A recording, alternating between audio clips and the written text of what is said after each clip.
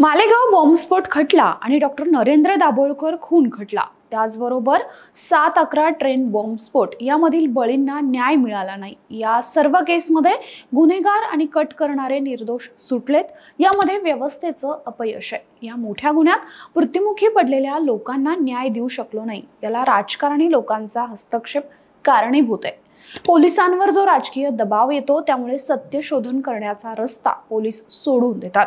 त्यामुळे अशा प्रकारच्या केसेस ह्या वर्षानुवर्ष चालत राहतात आणि त्यामुळे न्याय मिळत नाही, अशी खंत माजी IPS अधिकारी मीरा बोरवणकर यांनी पुण्यात बोलताना व्यक्त केली।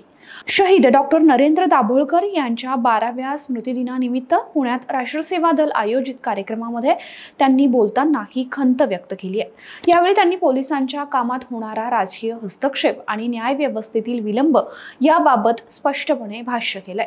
या कार्यक्रमात डॉक्टर दाभोळकर यांच्या लिखाणावर आधारित 5 पुस्तकांचं प्रकाशन देखील करण्यात आलं।